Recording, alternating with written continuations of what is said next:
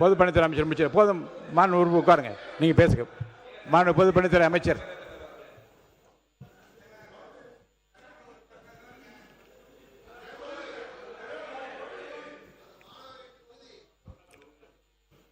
மாண்புமிகு பேரவைத் தலைவர் அவர்களே,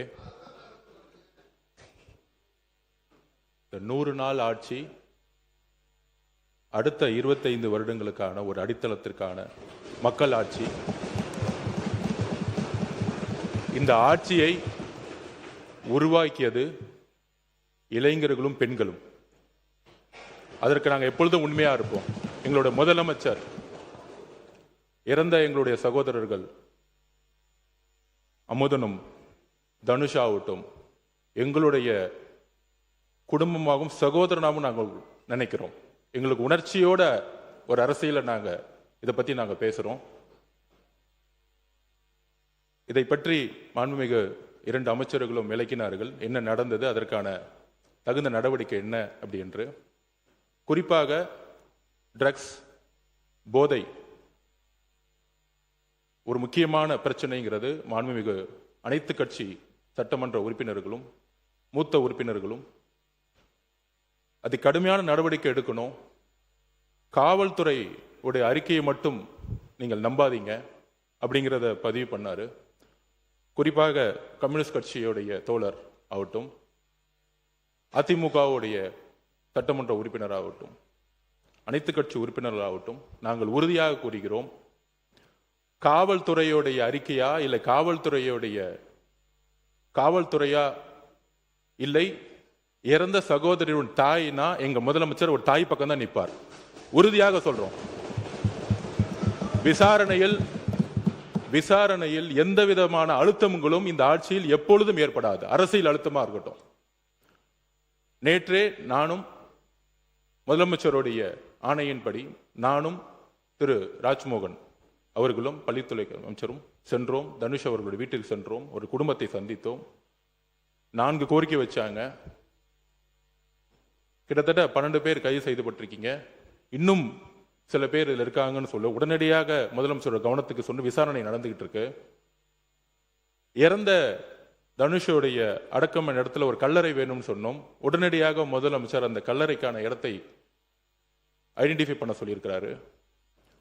அவர்களுக்கான வன்கொடுமை தட்டத்தின்படி அவர்களுக்கான உரிய இழப்பீடை இன்றைக்கு கலெக்டருக்கு கொடுக்க சொல்லி முதலமைச்சர் உத்தரவிட்டிருக்காரு.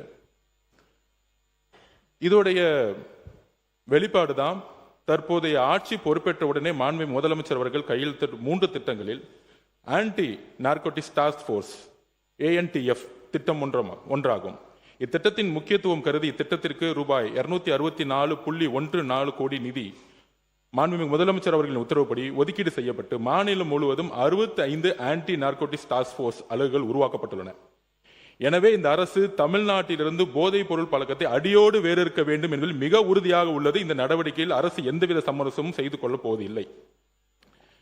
ஆனால் நான் குறிப்பிட்ட கம்யூனிஸ்ட் தோழர்களை பத்தி பேசினேன், அதிமுக தோழர்களை பத்தி பேசினேன். நான் திமுக பத்தி பேசவே இல்லை. திமுகவுடைய எதிர்கட்சி என்ன சொல்ல வர்றான்னு தெரியாம நிறுத்துக்கணும். என்ன திமுகவுடைய எதிர்கட்சி அங்க 57 பேர் இருக்காங்க. நாங்க எந்திரிச்சோம்னா அந்த சபையை அவங்க பேசவே முடியாது. எதிர்கட்சி தலைவர் பேசும்போது நாங்க எந்திரிச்சோம்னா அதாவது மாண்புமிகு சபை என்ன பேச விடுங்க. மாண்புமிகு பொதுப்பணித்துறை அமைச்சர் சொன்ன கருத்தை நான் ஏற்க முடியாது. மாண்புமிகு பொதுப்பணித்துறை அமைச்சர் சொன்ன கருத்தை ஏற்க முடியாது. அதை மட்டும் அவைக்குழு நீக்குகிறேன். நீங்க பேசுங்க. யாரும் சொல்லிட்டு நீக்கிட்டு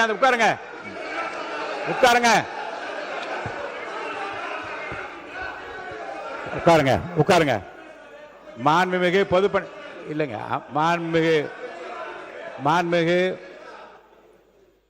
மாண்புமிகு பொதுப்பணித்துறை அமைச்சர்கள் கடைசியில் கூறிய வாசகம் மற்றும் நீக்கப்பட்டு சொல்லிவிட்டேன். நீங்க உட்காருங்க. நீங்க எனக்கு புரியல. கொறடா அவரா இல்ல நீங்களா எனக்கு தெரியல. உங்க கொறடா நிக்கிறார், நான் நிக்கிறேன். நீங்க தொடர்ந்து பேசினா என்ன அர்த்தம்? மாண்புமிகு பொதுப்பணித்துறை அமைச்சர். சபாநாயகருடைய சபாநாயகருடைய உத்தரவுக்கு நாங்க கட்டுப்படுறோம். நாங்க சொல்ல வந்ததுன்னா, எதிர்க்கட்சி தலைவர் பேசும்போது அரசின் மீது பல்வேறு குற்றச்சாட்டுகள் வைத்தார். நாங்கள் ரொம்ப அமைதியா இருந்தோம். ஒரு குரல் கூட நாங்க பேசல. ஆனால் ஒரு ஜனநாயகப்படி எங்களுடைய கருத்துக்களை கேட்க வேண்டும். அதற்கு எதிர்க்கட்சி தலைவராக இருக்கும் கொறடாவும் அதுக்கு ஒரு ஆணையிடணும். நாங்க எந்திரிச்சு பேசும்போது குரல் கொடுக்கிறது அவைக்கு உடைய மரபு மீறிய செயல்ங்கிறத நான் திருப்பி பதிவு பண்றேன். அப்ப ஆதாரத்துடன் பேசுறேன். இப்பொழுது எதிர்க்கட்சி தலைவராக இருந்தவர் அன்றைக்கு டெப்டி சிஎம் இருந்தாரு. திமுக ஆட்சியுடைய இந்த போதை பழக்க வழக்கம் இந்த 100 நாளை ஏற்படுத்த முடியாது. இந்த போதை பழக்க வழக்கம் நாங்கள் திருப்பியும் பதிவு பண்றோம். 2020 வரைக்கும் 2020க்கு முன்பு தமிழ்நாட்டில் போதை கலாச்சாரம் இல்லை, உறுதியாக நாங்கள் கூறுகிறோம். ஆனால் இந்த கலாச்சாரம் எங்க ஆதாரம் இங்க இருக்கு. ஆதாரம் ஒரு பேச விட சொல்லுங்க. தைரியம் இருந்தால் என்ன பேச சொல்ல விடுங்க. பேசுங்க. உண்மை இருந்தால் அமைதியா இருக்கணும். உண்மையற்றவர்கள் தான் சவுண்ட் கொடுப்பாங்க.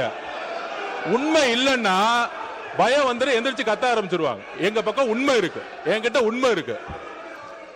ஒரு போதை கலாச்சாரம் தமிழ்நாட்டில் அதிகமா உருவாச்சுன்னா எங்க முதல்ல பிரச்சனை வரும்னா, குழந்தைகள் மீது பாலியல் வன்கொடுமை உருவாக்கப்படும். போதை கலாச்சாரம் உருவாகும் பொழுது குழந்தைகள் மீது பாலியல் வன்கொடுமை அதிகமாகும். இதுதான் ரெண்டுத்துக்கான நெருக்கம். அதுல 2020 தமிழ்நாடுடைய காவல்துறை அறிக்கை சொல்றேன். 2020 4338 கேஸ் போஸ்கோ வழக்கு. 2021 6064, கிட்டத்தட்ட 2000 கேஸ் இன்க்ரீஸ் ஆயிருக்கு. 2022 6580 கேஸ். 2023 6968 கேஸ். 2023 2024 குறிப்பாக இதை நோட் பண்ணிக்குவாங்க மாண்புமிகு பேரவைத் தலைவர்களே. 6968 இருந்து 10,046 40% போக்சோ வழக்கு அதிகமா இருக்கு. அப்பொழுது இப்ப நாங்க ஆன்டி ட்ரக்ஸ் போர்ஸ் போட்டிருக்கோம். எங்களுடைய முதலமைச்சர் பிரச்சாரத்தை உருவாக்கி இருக்காங்க. முக்கியமான இன்னொரு ப்ரூஃப் சொல்றோம். மாண்புமிகு எதிர்க்கட்சி தலைவர் இதை பத்தி சொல்லணும். முக்கியமான ஒரு ப்ரூஃப், பாலியல் தொந்தரவில் 2.5 வயது பெண் குழந்தை பலி. கற்பழிச்சது திமுகவுடைய உறுப்பினர். 2.5 வயது குழந்தையை கற்பழிச்சது 2.5 வயது குழந்தையை கற்பழி திமுகவுடைய உறுப்பினர். இதை பத்தி இதற்கு முன்பு டெப்டி சிஎம் இருந்த இன்றைக்கு எதிர்க்கட்சி தலைவர் 2.5 வயது குழந்தையை திமுக உறுப்பினர் கற்பழிக்க பொழுது என்ன பேசினார், என்ன நடவடிக்கை எடுத்தாங்க? போதை ஆன்டி ட்ரக்ஸ்க்கு எதிராக எத்தனை மீட்டிங் இந்த 5 வருஷமா பதிவு பண்ணாங்க. அயலகத்துறை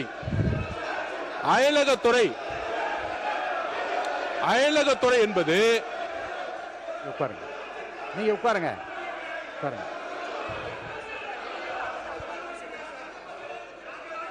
அதாவது அயலக யாராவது அயலகத்துறை என்பது உட்காருங்க. நீங்க உட்கார சொல்லுங்க. மாண்புமிகு அவர் பேசி முடிக்கட்டும். மாண்புமிகு பொதுப்பணித்துறை அமைச்சர் அவர்கள் நீங்க உட்காருங்க. நீங்க உட்காருங்க.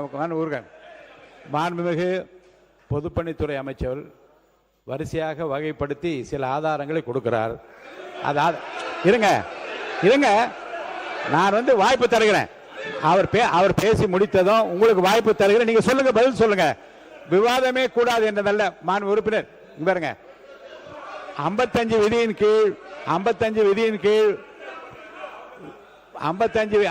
விதியின் கீழே கருத்து சொல்வதற்கு நான் அனுமதி அளித்திருக்கிறேன். அவர் கருத்து சொல்றாரு. அதில் மாறுபட்ட கருத்து இருந்தால் உங்களுக்கு நான் அனுமதி தரேன். நீங்க பதில் சொல்லுங்க. உட்காருங்க. இப்ப பொதுப்பணித்துறை முடிச்சிருங்க. பொதுப்பணித்துறை அமைச்சர் முடிங்க. அடுத்து உங்களுக்கு தரப்போற. உட்காருங்க. நீங்க கொடுங்க. இருக்க விதிப்படி தான் நடத்துறேன். நீங்க வாங்க. நீங்க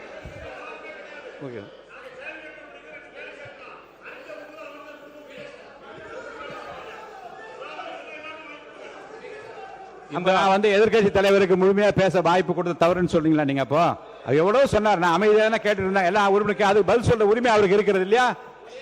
இல்லைங்க. மாண்புமிகு எதிர்க்கட்சி தலைவர் பேசுகிற போது கவன ஈர்ப்பு தீர்மானத்தை தாண்டியும் தமிழ்நாடு முழுவதும் நடந்த பல சம்பவங்களை சொல்லுகிற போது அமைதியாக கேட்டு அதுக்கு பதில் சொல்வதற்கு உரிமை ஒரு கலெக்டிவ் ரெஸ்பான்சிபிலிட்டி மந்திரிகளுக்கு இருக்கிறது. முதலமைச்சர் இல்லாவிட்டாலும் கூட ஒரு கலெக்டிவ் ரெஸ்பான்சிபிலிட்டி அடிப்படையிலே அமைச்சர்கள் பதில் சொல்லுவார்கள். அவர் பேசி முடிக்கட்டும். உங்களுக்கு தர வாய்ப்பு தர பேசுங்க, வாய்ப்பு தர பேசுங்க, சொல்லுங்க. மாண்புமிகு பேரவைத் தலைவர்களே, இந்த ஆதாரங்கள் எல்லாம் திமுக ஆட்சியில் போலீஸ் கொடுத்த அறிக்கை. இது வந்து தமிழக வெற்றி கழகத்தோட அறிக்கை கிடையாது. இது போலீஸ் முன்னாள் முதலமைச்சர் மு க ஸ்டாலின் அவர்கள் ஹோம் மினிஸ்டரா இருக்கும் பொழுது அன்றைக்கு கொடுத்த டிஜிபி, அன்றைக்கு கொடுத்த இருந்த எஸ்பிக்கள் கொடுத்த ஆதாரம் இது. போக்சோ வழக்கு கிட்டத்தட்ட 40-60% ஒவ்வொரு ஆண்டும் ஏறி இருக்கு. 2.5 வயது குழந்தையை கற்பழித்து திமுக ஒரு உறுப்பினர்னு எஃப்ஐஆர் போட்டது உங்களுடைய அரசு தான். அதை தான் நாங்க பதிவு பண்றோம். அதுவும் அதுவும் அதுவும் அதுவும் அதுவும் அதுவும் மக்களுடைய பிரஷருக்கு வந்த பிறகு அந்த நடவடிக்கை எடுத்தாங்க. அதனால இந்த போதை பழக்க வழக்கம்ங்கிறது 100 நாட்கள் உருவாக்கல. இதை அடித்தளத்தில் உருவாக்குனது திமுக தான். அதனால்தான் மக்கள் உங்களை தூக்கி எறிஞ்சிருக்காங்க. உங்களுடைய தோல்விக்கான காரணம் போதை பழக்க வழக்கம். இதை நாங்கள் உறுதியாக இங்க பதிவு பண்ணிக்கிறோம். எங்களுடைய தலைவர் ஆட்சியில் உறுதியாக அரசியல் தலையீடு இல்லாமல் யாராக இருந்தாலும் கடுமையான கைது நடவடிக்கை எடுக்கப்படும் என்கிறதை நாங்கள் இங்கு உறுதி கொடுக்கிறோம். மாண்புமிகு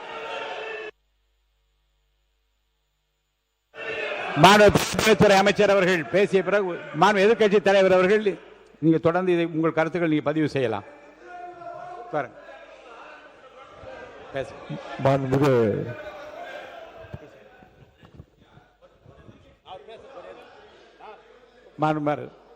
உறுப்பினர் மாண்புமிகு பேரவைத் தலைவர்களே, இந்த மாமன்றத்தில் நீங்கள் ஒரு மூத்த உறுப்பினராக இருந்தால் பேரவைத் தலைவராக வந்திருக்கிறீர்கள். விதிகளெல்லாம் உங்களுக்கெல்லாம் தெரியும். கேள்வி நேரத்திலும் சரி, கவன ஈர்ப்பு தீர்மானத்தில் குற்றச்சாட்டு சொல்லக்கூடாது என்பது நீங்கள் அடித்து கொடுத்திருக்க புத்தகத்திலே இருக்கிறது. எங்களுடைய எதிர்க்கட்சியினுடைய மாண்புமிகு எதிர்க்கட்சி தலைவர் அவர்கள் ஒரு அரசினுடைய கவனத்திற்கு இந்தந்த சம்பவங்கள்லாம் நடைபெற்றிருக்கிறது கவனத்தை தான் கொண்டு வரார். இல்லைங்க, கவனத்தில் குறிப்பிட்டிருக்கிற விஷயத்தை பற்றி மட்டும்தான் பேச அனுமதியை தவிர தமிழ்நாடு முழுவதும் சம்பவங்களை வரிசைப்படுத்துகிற போது பதில் சொல்ற உரிமை நான் உங்களுக்கு தரணுமா இல்லையா? ஒரே நிமிஷம். ஆனால் எங்கள் குற்றச்சாட்டு சொல்லக்கூடாது, விதி புஸ்தகத்தில் தான் சொல்றேன். அவர் ஒரு கவனத்தை கொண்டு வரார். காவல்துறையில் நாங்கள் ஒரு கேள்வி கேட்டு அப்பொழுது அமைச்சர் அவர்கள் பதில் கூட சொல்லலாம். ஆனால் கவன ஈர்ப்பு தீர்மானத்திலோ அல்லது ஒத்திவைப்பு தீர்மானத்தில் அரசாங்கம் விளக்கம் தான் தரணும் மொழியை நான் கேட்குற கேள்விக்கு நீங்கள் சொல்கிறோம், நாங்கள் எதிர்குற்றச்சாட்டு சொல்கிறோம் அப்படி என்பது இது வரைக்கும் விதி மரபுகள் அல்ல. அதை நீங்கள் கடைபிடிக்கணும்னு நான் கேட்டுக்கொள்கிறேன். இப்போ நம்முடைய பொதுப்பணித்துறை அமைச்சர் சொன்னதற்கு எங்களுடைய எதிர்க்கட்சி தலைவர் அவர்கள் இப்பொழுது பதில் சொல்வார். மாண்புமிகு எதிர்க்கட்சி தலைவர் அவர்கள். மாண்புமிகு பேரவைத் தலைவர் அவர்களே, கடந்த ஒரு வார காலமாக தமிழ்நாட்டில் என்னென்ன சட்ட ஒழுங்கு பிரச்சனை, போதைப் பொருளால் எத்தனை கொலைகள் நடந்திருக்கு அப்படிங்கிறது நான் மட்டுமல்ல, இங்கே இருக்கக்கூடிய அனைத்து கட்சி தலைவர்களும் இந்த அரசனுடைய கவனத்திற்கு நாங்கள் எடுத்துகிட்டு வந்தோம். தவிர அதற்கு நீங்கள் இது வரைக்கும் எந்த அமைச்சரும் அதற்கு சரியான பதில் சொல்லவே இல்லை.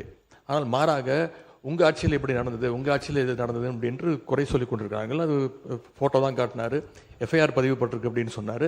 இதுலேருந்து என்ன தெரியுதுன்னா, எங்களுடைய ஆட்சியில் நாங்கள் நடவடிக்கை எடுத்திருக்கிறோம், நடவடிக்கை எடுக்கப்பட்டிருக்கு எங்களுடைய ஆட்சியில். நாங்கள் கேட்கறது ஏன் உங்கள் ஆட்சி நடவடிக்கை எடுக்க மாட்டேங்கிறீங்க அப்படிங்கிறத நாங்கள் கேட்குறோம்.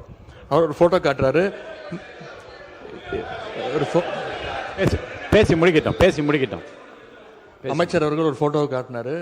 இன்னொரு வீடியோ ஒன்று இருக்குது, அது எல்லாருமே பார்த்தாங்க, ஒட்டுமொத்த இந்தியாவே பார்த்துச்சு, உலகம் முழுக்க பார்த்தாங்க. இருக்கக்கூடிய அமைச்சர் ஒருத்தர் போதைப் பொருள் பவுடராக நுணுக்கி அதை என்ன பண்ணாருங்கிறத விளக்கம் கொடுத்துட்டார். போதும், அது விளக்கம் கொடுத்துட்டார், முடிஞ்சு போச்சு. அதை பற்றி பேச வேணாம். அவைக்கு அதை மட்டும் நீக்கி விடுகிறேன். நீங்க பதில் சொல்லியாச்சு, உட்காருங்க. திரும்ப அதை பற்றி பேச வேண்டாம். கடந்த அவங்க திருப்பி குற்றச்சாட்டு வைக்கும்போது நாங்கள் அதை குற்றச்சாட்டு வைக்குவோம். அது மட்டும் இல்லை, கடந்த 5 ஆண்டுகளாக போதைப் பொருட்களை ஒழிக்க நாங்கள் எங்களுடைய தலைவர், எங்களுடைய முதலமைச்சர் சரியான நடவடிக்கை எடுக்கவில்லை என்ற ஒரு கருத்து இங்கே வைக்கப்படுகிறது. அது தொடர்பாக சில கருத்துக்களை இங்கே நான் கூற விரும்புகின்றேன். ஆட்சிக்கு வந்த ஒரே ஆண்டில் எங்களுடைய தலைவர் அவர்கள் போதைப் பொருள் இல்லா தமிழ்நாடு என்ற இலக்கோடு மதுவிலக்கு அமலாக்கத்துறையையும் நார்காட்டிக்ஸ் இன்டெலிஜென்ஸ் பியூரோ சிஐடி என்ற இரு பிரிவுகளை ஒன்றிணைச்சு இபிசிஐடி என்ற புதிய பிரிவை உருவாக்கினவர் எங்களுடைய தலைவர் திரு முத்துவேல் கருணாநிதி ஸ்டாலின், அன்றைய முதலமைச்சர் அவர்கள். அவர் அன்றைக்கு அப்படி செயல்பட்டதால் தான் கடந்த 5 ஆண்டு கால திராவிட மாடல் ஆட்சியில் இதுவரை இல்லாத அளவுக்கு ஒரு விழிப்புணர்வை ஏற்படுத்தி போதைப் பொருட்களை தொடர்ந்து எங்களுடைய அரசு பறிமுதல் செஞ்சது. இது தொடர்பான புள்ளி விவரங்கள் தேவைப்பட்டாலோ அவர்கிட்ட இருக்கு, அமைச்சர்கிட்ட இருக்கு. கூடுதல் தகவல் தேவைப்பட்டாலோ அதை நாம் எங்கேயும் போய் தேட வேண்டிய அவசியம் இல்லை. இந்த ஆட்சியில் இன்றைக்கு சென்னை மாநகர கமிஷனராக நியமிக்கப்பட்டுள்ள திரு அமல்ராஜ் ஐபிஎஸ் அவர்கள்கிட்ட இந்த அரசு கேட்டுச்சுன்னா அவரே இந்த தகவல்களை தெளிவாக எடுத்து கொடுத்துருவார். ஏன்னா அவர் தான் இன்னைக்கு கமிஷனர் இருக்கிறாரு. இந்த இபிசிஐடி பிரிவை தலைமையேற்று நடத்தியவரும் அவர் தான். அவர்கிட்ட கேட்டால் கரெக்டாக சொல்லுவார், எத்தனை டன் கஞ்சாவை பறிமுதல் பண்ணோம், எத்தனை பேரை நாங்கள் கைது செஞ்சுருக்கிறோம், சிறப்பு புகார் எண்கள் எத்தனை அறிவித்தோம், விழிப்புணர்வு நிகழ்ச்சிகள் எல்லா டேட்டாவும் அவர்கிட்ட இருக்கு.